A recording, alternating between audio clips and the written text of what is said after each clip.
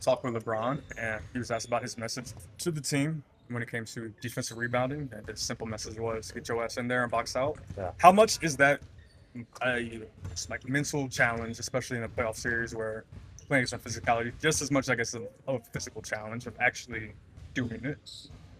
Yeah, I think against most teams, and particularly against good teams, you're going to have to do a lot of things on a possession, and you can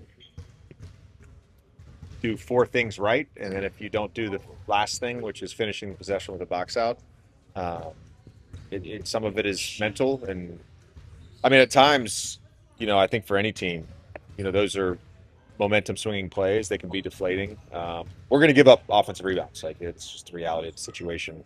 How many can we prevent with boxing out? How many can we prevent by not leaking out?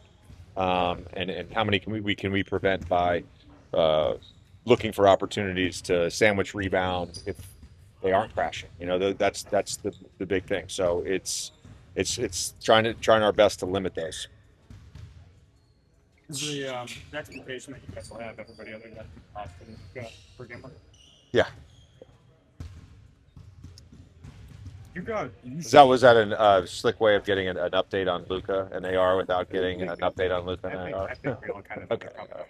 They're not. Yeah.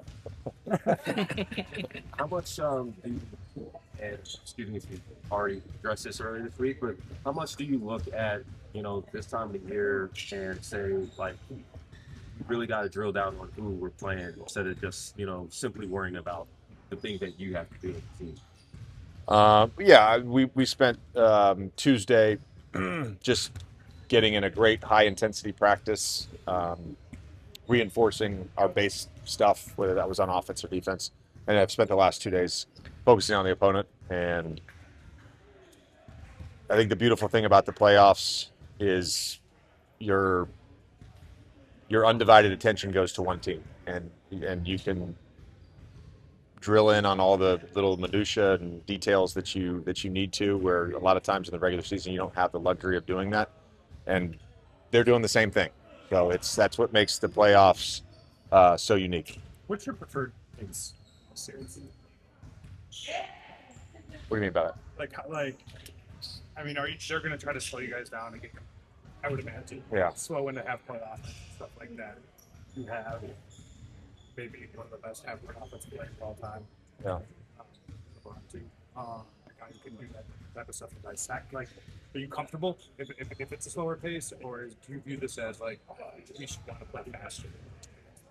I don't think we necessarily have to change our identity offensively. We had the 8th best half court offense in the league without Luca and AR. So we've scored in the half court. We've got to be very, very intentional in the half court. And when in the 2 games we did get out and run and have high volume transition possessions against them, it was really good for our offense, and we won those 2 games. The game in Christmas, we had nine transition possessions. So we're not like the pace thing. I think is a little misconstrued because part of pace to me is not how many possessions you have, but what you do with those possessions. So Charlotte's a great example. They're not necessarily like a high pace team, but they play with a ton of pace in the half court. I think that will be important for us. Getting the multiple actions will be important. It's like force and maybe intention, like better ways, maybe better words. Pace. I like intentional. I think just trying to be very intent, and we've tried to do that throughout the season progressively, and have really doubled down on that in the 5 games post Oklahoma City. 27. LeBron in the past couple of days, just always trying to lead this group and prepare them for what's about to come. Yeah, I mean he's doing a great job. I said this the other day. I think he's done a great job of just setting the tone, and we've really tried to elevate everything we're doing. That's what you have to do this time of year: elevate your preparation, elevate your recovery, elevate your intensity. We used the word focus yesterday. We did a lot on the court, but it was more of a mental day. Today was a physical day and a mental day. So again, just trying to elevate. Steph Curry had 27 points the second half last night. Steve Kerr said, like, this is why he puts all this time to have the ability to be on this stage and impact this type of game. Your time with LeBron and seeing him get to a different stage, and you, as a coach, like tap into that. He said, of course, a coaching staff, we won 53 games, they're going to make us prepared. So I'm not necessarily lean on it, but if you collaborate with that for playoffs here. Well, I mean, I collaborate with LeBron every day, just like I do with Luka or AR.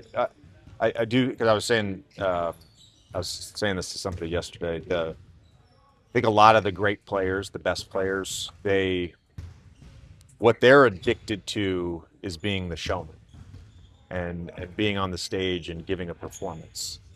And you go and look at the greatest players in the NBA right now, they're all pretty much showmen. Maybe there's a couple of examples that aren't, so I don't want to overgeneralize here, but one of the reasons they're great, they're able to be the showman so consistently is because they recognize, to be the showman, I have to do all the things necessary to then go on stage and perform at my best. And that's the commitment with LeBron that I've talked about so often.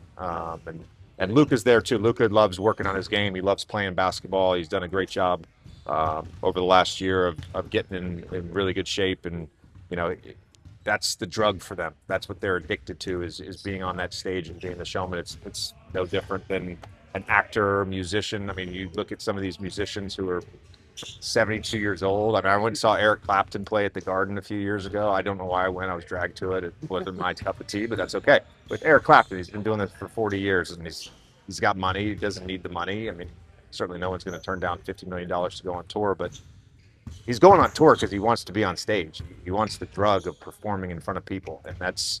I remember early in the season, the Philly game at Philly when LeBron took over down the stretch, and you could see him just soaking that moment in. Like, that's what these guys, these great players, that's what they're chasing after constantly. Speaking of another great player, what do you see Kevin Durant doing on the court that's so different than the productive and efficient?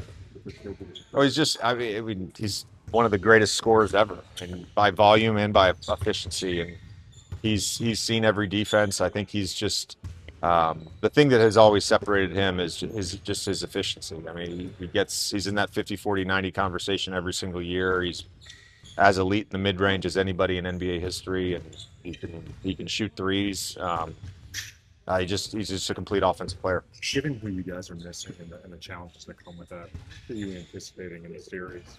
Like, either outside the box creativity, outside the box unorthodox approaches to different series. Yeah, I would say all options are on the table. What makes you consider shooters? What makes you believe a shooter, and what makes you not believe a shooter when it comes to the playoffs? Confidence. Thanks, All right, thanks, guys.